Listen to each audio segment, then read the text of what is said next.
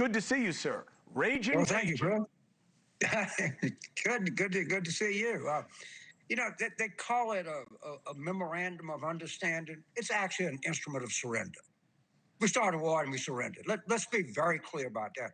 And let's give Trump credit where credit's due. He did what Lyndon Johnson did not do in Vietnam. Just get out. He didn't do what Bush and even Obama did in Afghanistan. Just get out. Understand? I think the best thing Biden ever did was just leave Afghanistan. And I'll give Trump credit. He saw this thing was going the wrong way, and he just quit and got out. And sometimes you got to do that. Now, is there a grace in this situation that Biden did not get because of the way we left in Afghanistan, and there was no kinetic situation going on there? We were not actively at conflict with them. It was just about how we pulled out and what we left behind, and there was some scarring on that for Biden. Do you think there may be grace here because the Americans do just want to get out of Iran, so that as long as we're out, nobody's going to care about what the eventual deal is because they don't think the regime will keep it anyway, and we just move on?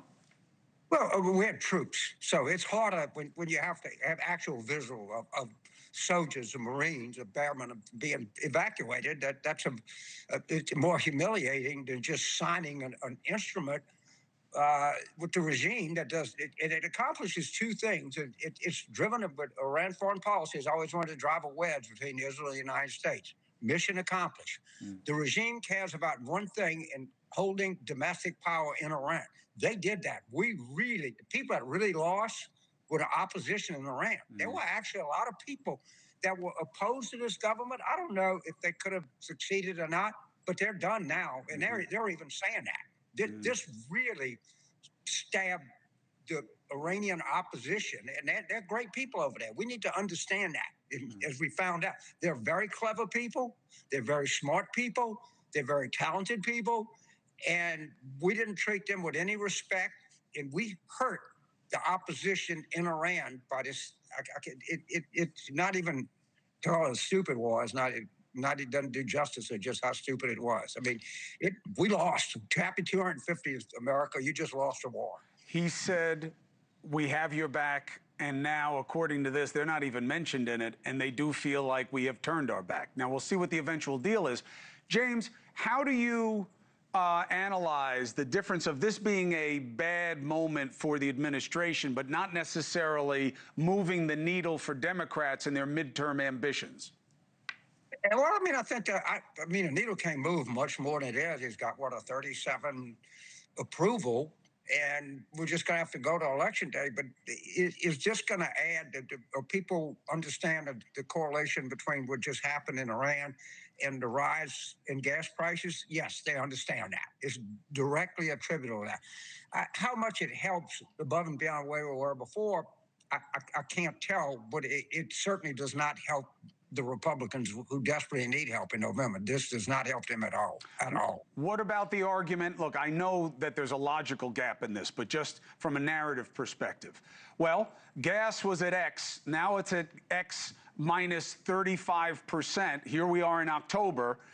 Thank you. I brought the gas prices down. If that's what the president says, what does that mean in terms of the affordability argument? I think people see right through it, and it takes a while. I mean, you'd have to get an expert from oil industry, but I know a lot of these guys, and it takes a lot to regenerate this, to get it in the pipeline. There's 85 tankers over there, and it just doesn't affect filling up at the pump. You got to understand it affects transportation costs. Fertilizer is huge, and it's going to affect that. And the other thing, and you know this, Chris, you've been around Wall Street people too much. There's going to be a risk premium in a barrel of oil for the foreseeable future. I mean, I'm not smart enough to tell you what it is, but I don't think anybody could deny that. These oil traders are going to demand a premium because now they know, and Iran knows, they got a choke point, and they can bring it out anytime they want to. Let me ask you something. There's an interesting situation that I want to figure out. So, like you said, the president's approval rating is about as low as we see at this time for someone in his situation. But when I look at the polls, and I know they're just suggestions of a moment in time, and I know we're nowhere near enough to the midterm elections for them to be indicative of anything solid. But I don't see Democrats being as far ahead as I thought they would be, given the state of play with this administration. Do you believe that's because there are so few seats that are actually competitive? Or is there a missing piece that the Democrats aren't providing to the electorate yet? So if the one tell thing we have is what they call the congressional generic. And the most important number in that is not the Democratic number, it's the number of the incumbent party. And right now, it's a pretty consistent 42 or 43. That's a terrible number for the Republicans. I look at, this poll came out in Florida. Well, the incumbent Senate candidate, Republican Senate candidate in Florida, is tied right now. Mm-hmm. That's not good when you're in a state that Trump carried by a lot, right? Mm-hmm. 8, 9 points maybe. And an incumbent Republican is tied at 47-47. So the polls on the surface, the Democrats are up 5, and people say, well, they should be up by more than that. And come election day, they probably will be. But just look at what happened in New Jersey, look what happened in Virginia, and look what's happening in all these special elections. It's hard to look at them and not think the Democrats are going to do well. All right, now here's the part where you'll probably yell at me. Okay. I've known you a long time. You know I'm a fan and I'm a friend. You're a mentor, and I just have so much respect. Oh, here it comes. Okay. But with all due respect, this is gonna hurt me. Yeah, I know. You know it's nothing. With all due respect, sir, that's it. You know it's going to be bad. No, seriously, you don't really believe that President Donald Trump is going to resign short of his term? I do. Come on.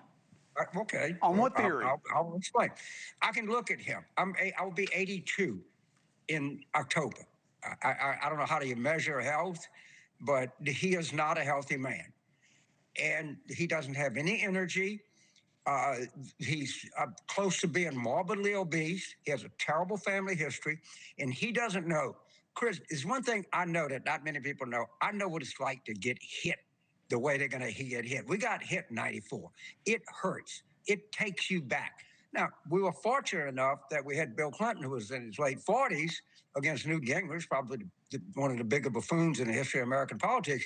He's not that. He's not Bill Clinton. He can't come back. He's old. He's tired. And he is going to sit there, and people are not going to pay attention to him. No one's going to want to talk to him. It's all going to be the new Democrats coming in. Let's have Hakeem Jeffers. Let's have the new appropriation. Let's have the new Senate Intelligence Committee person. And he's just not, he's a soft man. And in fact, if health permitting, I'm not sure it will, come April, he is just going to walk away. I really believe that. I genuinely do. And, it's a bold prediction. It can be wrong. You can have him back here on May the 1st. And say he's still there, Jimmy boy, and you missed it. Okay, I missed it, but I genuinely believe that. I know how hard this man is going to get ready to get hit, and it hurts. It hurts bad. Huh. I got to tell you, I find that a fascinating analysis, and I'll never play gotcha with you because you're too big and you mean too much to me to play a silly, stupid game like that. But if you're right, I'll be shocked. I'll tell you that much. But Jimmy, I appreciate you, and I'm going to talk to you a lot more than before next May. I hope I see you before May. All right, brother, be well. Brother, be well, and have a great Father's Day. 4 minutes and 35 seconds. Wow, can you imagine that? I mean, look, a little bit of it is gamesmanship, right? I mean, it's not great to have any kind of speculation that you're going to leave early, but James Carville, man, dude is not wrong very often. Thank you for watching. Subscribe below and download our NewsNation app right now on your phone, and you will get fact-based, unbiased news for all Americans.